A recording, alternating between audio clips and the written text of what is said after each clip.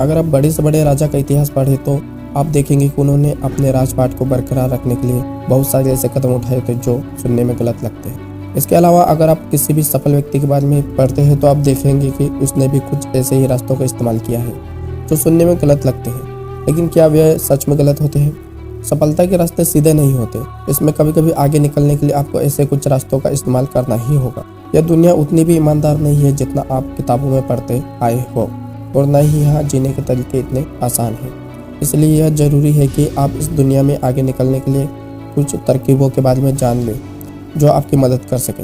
यह वीडियो आपको उन तरकीबों के बारे में बताती है कि किस तरह से आप अपने दुश्मन को कंफ्यूज कर उसे मात दे सकते हैं, किस तरह से आप दूसरों की मेहनत से अपना फायदा करा सकते हो, किस तरह से आप किसी को अपना दोस्त बनाकर उससे अपना काम करा सकते हो। तो बढ़ते हैं वीडियो में आगे। अगर आप अपने बॉस को खुश करना चाहते हैं तो उन्हें यकीन दिलाइए कि वह सबसे स्मार्ट है। क्या आप अपने बॉस को खुश करने के लिए बहुत मेहनत से काम करते हैं? क्या आपको लगता है कि आप अपने स्मार्ट काम के जरिए अपने बॉस को खुश कर सकते हैं? अगर हाँ तो आप गलत सोचते हैं। सबसे पहले तो आपको यह जानना होगा कि अगर आप अपने बॉस को मेहनत करके खुश करने की कोशिश करेंगे तो आप उसके ईगो को चोट पहुंचेंगे, क्योंकि बॉस सारे कर्मचारियों में सबसे ऊपर रहता है, इसलिए उसे स्मार्ट बने रहना पसंद है। अगर आप उससे स्मार्ट बनने की कोशिश करेंगे तो अनजाने में ही आप उसके ईगो को चोट पहुंचाएंगे। इसके अलावा आप उसके अंदर यह डर पैदा कर सकते हैं कि एक दिन आप अपनी मेहनत से उसकी जगह ले लेंगे। अगर आपके बॉस को ऐसा लगने लगा तो वह आपको काम से निकाल देंगे। इसलिए आप अपने बॉस को यह यकीन दिलाइए कि आप अपने ग्रुप में सबसे स्मार्ट हैं।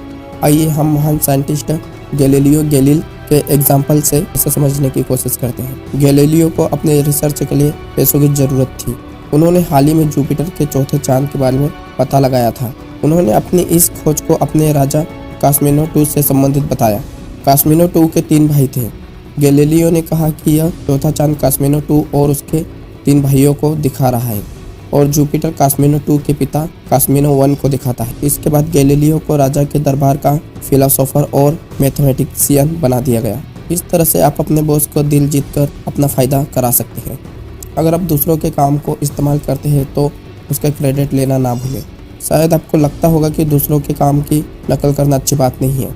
आपको स्कूल में सिखाया जाता होगा कि एग्जाम में नकल करना गलत बात है, लेकिन इस दुनिया में अगर आप कुछ बड़ा करना चाहते हैं आपको दूसरों के कुछ आइडियाज़ को इस्तेमाल करना ही होगा। सिर्फ आइडियाज़ की नकल करना ही काफ़ी नहीं है, आपको उन आइडियाज़ के लिए भी क्रेडिट लेना होगा। अगर आप क्रेडिट नहीं लेंगे तो आपके आइडियाज़ को कोई और ले जाएगा। इसका सबसे अच्छा एग्जाम्पल है थॉमस अल्वा एडिसन। डायनेमो एक ऐसा डिवाइस है जो कि बिजली पैदा करता है। आप जिस डायमोनेज को आज जानते हैं उसकी खोज एडिसन ने नहीं बल्कि निकोला टेस्ला ने की थी। टेस्ला एडिसन के लिए काम करते थे और उन्होंने उसे बनाने के लिए बहुत मेहनत की, लेकिन बाद में एडिसन और उसकी कंपनी ने उसके क्रेडिट ले लिया और टेस्ला को होने वाले फायदे में से कुछ भी नहीं दिया।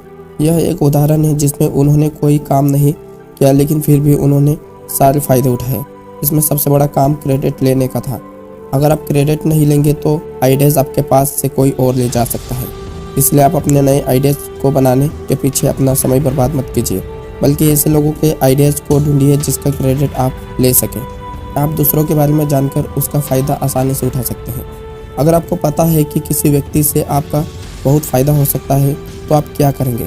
आपको सबसे पहले उस आदमी के स्वभाव और उसकी पसंद के बारे में जानना होगा, जिससे आप उसके दोस्त बन सकें और उससे अपना काम करवा सकें। एक बार आपने उसकी पसंद नापसंद के बारे में जान लिया, आप उसका इस्तेमाल आसानी से कर सकते हैं। दूसरों की जासूसी करना आसान काम नहीं है, लेकिन अगर आप उससे अपना काम करवाना चाहते हैं तो आपको यह करना ही होगा। सबसे अच्छा रास्ता यह होगा कि आप खुद उस व्यक्ति की जासूसी करें। इससे गलतफहमी का खतरा नहीं होता। ज़्यादातर लोग दूसरों से जासूसी करवाते हैं, लेकिन ऐसा करना खतरे से खाली नहीं है, क्योंकि आप कभी जान नहीं पाएंगे कि आप जिससे जासूसी करवा रहे हैं वे उनके वफादार है या नहीं। एग्जाम्पल के लिए आप जोसेफ डुविन को ले लीजिए, जो आर्ट डीलर थे। डुविन एक उद्योगपति से एक डील करना चाहते थे। उद्योगपति का नाम एंड्रयू मेलन था। इसके लिए उन्होंने उसके स्टाफ के लोगों से उनके बारे में जानकारी हासिल करना शुरू किया। आप एक अच्छा दोस्त बनने का नाटक कीजिए, जिससे आप आसानी से उसके बारे में पता लगा सकते हैं। मेलन जब किसी काम से लंदन गए तो डुविन ने उसका पीछा किया। वे दोनों एक ही आर्ट गैलरी में गए, जहां डुविन ने अपना परिचय मेलन से करवाया। क्योंकि उसे मेलन की पसंद के बारे में पहले से ही पता था, इसलिए उसने बहुत आसानी से मेलन को अपना दोस्त बना लिया और फिर उसने उससे डील कर ली। इस तरह से मेलन डुविन का क्लाइंट बना।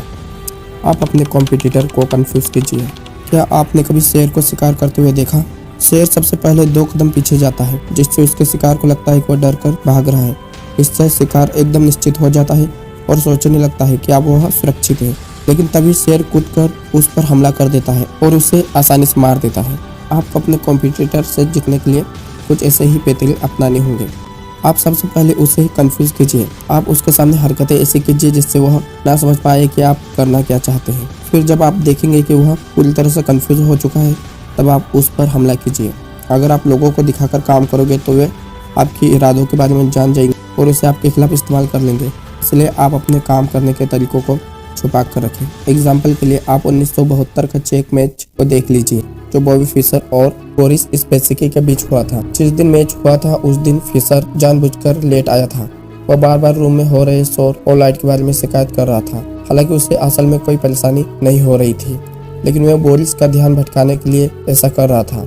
वह कुछ गलतियां भी कर रहा था जैसे बोरिस समझ नहीं पा रहा था। बोरिस नहीं समझ पा रहा था कि फिशर वो गलतियां जानबूझकर कर रहा है या फिर किसी और वजह से।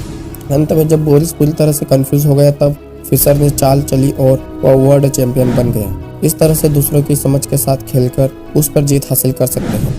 अगर आप अपने से शक्तिशाली व्यक्ति से लड़ने जा रहे हैं तो उसके सामने सरेंडर करना ही सबसे अच्छा रास्ता होगा। जब आप किसी से लड़ने जाए और आपको पता हो कि आप उससे नहीं जीत पाएंगे तो आप क्या करेंगे? ऐसे में उसके सामने हार मान लेना ही सबसे अच्छा उपाय होगा। लोग अपनी शान को बचाने के लिए अक्सर अपनी जान दे देते हैं। आप सामने वाले का इस्तेमाल करना सीखिए। आप सबसे पहले दुश्मन को यह यकीन दिलाइए कि आप उसके सामने हार मान चुके हैं। इससे आपका दुश्मन यह सोचेगा कि आप हार गए और वह निश्चित हो जाएगा। फिर आप उसके साथ रहकर उससे कहीं दूर जाकर उससे हराने के बारे में सोच सकते हैं या फिर एक सरल जिंदगी की शुरुआत कर सकते हैं। अगर आप अपनी शान बचाने के लिए उससे लड़ते भी हैं तो भी उससे जीत नहीं पाएंगे। इसलिए बेहतर है कि आप उससे भ्रम में रखकर उसका इस्तेमाल कीजिए। एग्जाम्पल के लिए आप बर्टोल्ड ब्रेंट को ले लीजिए। वह एक लेखक थे जो क्रांतिकारी और कम्युनिस्ट आइडियाज के बारे में लिखा करते थे। दूसरे विश्व युद्ध के समय वह अपने कुछ साथियों के साथ यूरोप छोड़कर अमेरिका गए थे। विश्व युद्ध के खत्म हो जाने के बाद उनसे अमेरिका की कांग्रेस ने सवाल जवाब किया। उनके कुछ साथियों ने कांग्रेस के लोगों पर चिल्लाना और उनके साथ लड़ना झगड़ना शुरू कर दिया, जबकि ब्रेंच ने सरल स्वभाव से उनके सारे सवालों का जवाब दिया। इसका नतीजा यह निकला कि ब्रेंच को छोड़ दिया गया, जबकि उनके साथियों को कई साल तक जेल में रखा गया। इसके बाद ब्रेंच ने देश छोड़ दिया और बाहर जाकर अपना आइडियाज के बारे में लिखने लगा। अगर आप किसी से बड़े हैं तो उनके साथ ऐसा व्यवहार कीजिए जिससे यह लगे कि आप वाकई में बड़े हैं। कुछ लोग दूसरों से बहुत ऊंची जगह पर होने के बाद भी अपने आप को ऊंचा दिखाने की कोशिश नहीं करते। वे सोचते कि अगर वे अपने आप को ऊंचा दिखाएंगे तो लोग उन्हें घमंडी कहेंगे या उनसे नफरत करने लगेंगे।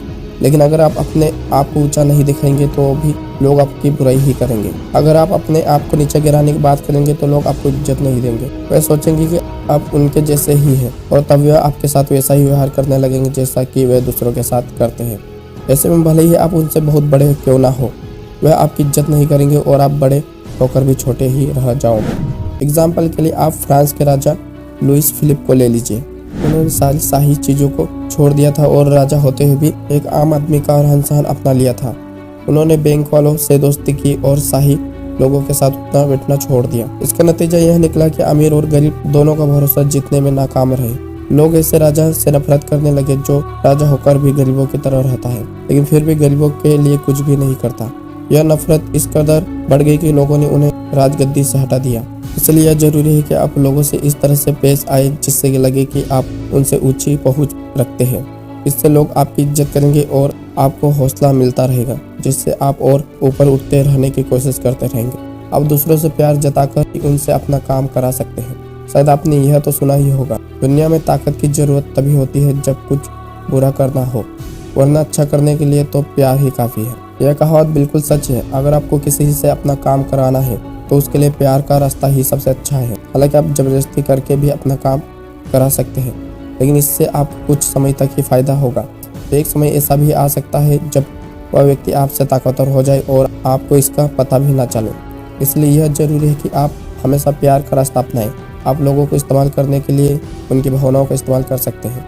इस तरह से वे अपनी मर्जी से आपका काम करने के लिए तैयार हो जाएंगे। एग्जाम्पल के लिए चीन के राजा सुको लियांग को देख लीजिए। राजा मेघुओ के लिए लियांग के खिलाफ युद्ध का ऐलान कर दिया था। जब युद्ध शुरू हुआ तब लियांग से मेघुओ की सेना को कैद कर लिया और मेघुओ को उनसे अलग करके दूसरी जगह पर रखा।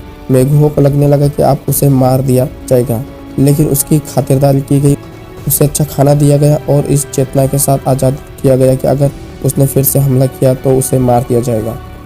मेघुओ ने आज़ाद होने के बाद फिर से हमला करने की कोशिश की। इस बार फिर से लियांग ने उसे पकड़कर उसकी खातिरदारी की और उसे छोड़ दिया, लेकिन मेघुओ ने फिर से हमला किया और इसी तरह से जब उसने 7वीं बार हमला किया तब लियांग ने उसके साथ फिर वही व्यवहार किया। इस तरह इस बार मेघुओ ने घुटने टेक दिए और फिर उसने कभी हमला नहीं किया। लियांग चाहता तो उसे मार सकता था, लेकिन उसने ऐसा इसलिए नहीं किया क्योंकि इससे अशांति फैलने का खतरा था। इस दुनिया में वही जीत सकता है जिससे शक्ति का इस्तेमाल कर जीत हासिल करने के तरीके के बारे में पता हो। यह दुनिया आज भी शक्तिशाली लोगों के आगे सिर झुकाती है और शक्तिशाली बनने के लिए आपको कुछ बातों के बारे में जान लेना चाहिए। इस वीडियो ने आपको इन्हीं बातों के बारे में जानकारी दी है।